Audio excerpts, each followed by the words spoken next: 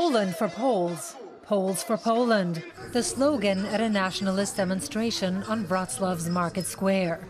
Maciej Mandelt and Imelda Mashingo have been hearing sentiments like this more often since the start of the refugee crisis. Mandelt has been working for a tolerant, culturally diverse Wrocław for years now. He works for an NGO and keeps statistics on attacks on foreigners, and they're on the rise. Multicultural Wrocław.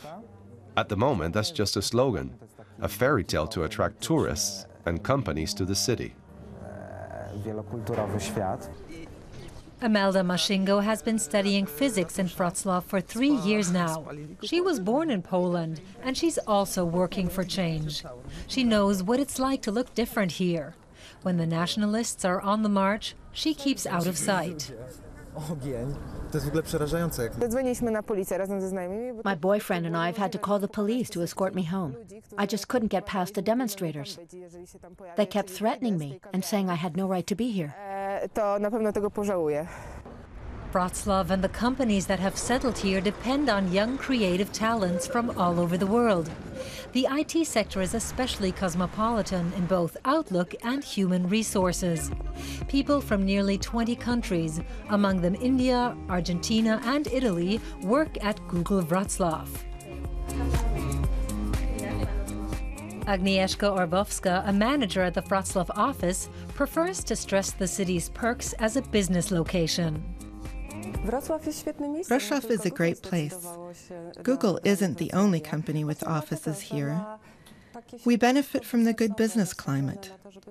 Entrepreneurs and international companies get a lot of support here. And it's also a great place to live.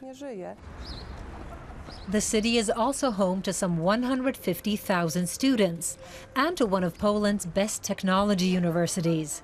Its graduates are in high demand, another selling point for international companies. Not long ago, the Startup Weekend drew creative business minds from all over the world. 80 participants presented their ideas.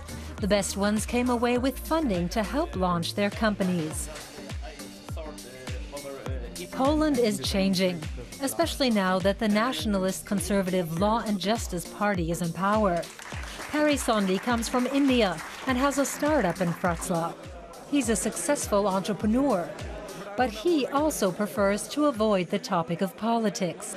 I moved in Wrocław in 2012, and after 6 months, like when I was banging my head on the wall because I couldn't find someone who is like-minded, and honestly, it was the Startup Weekend Wrocław. It have changed everything, and I never looked back from that. Fabian Likam has been living and working in China for years.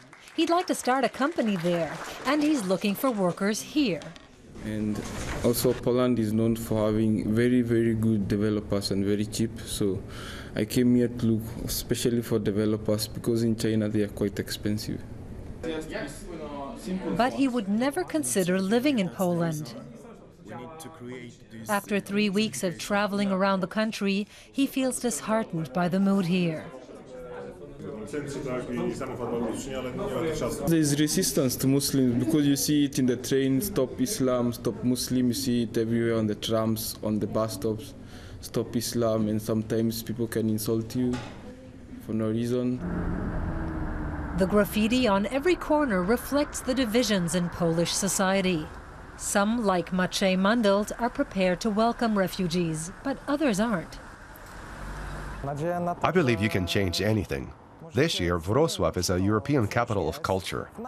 It's a great opportunity to show the city can be multicultural and open-minded. Maciej Mandelt is optimistic.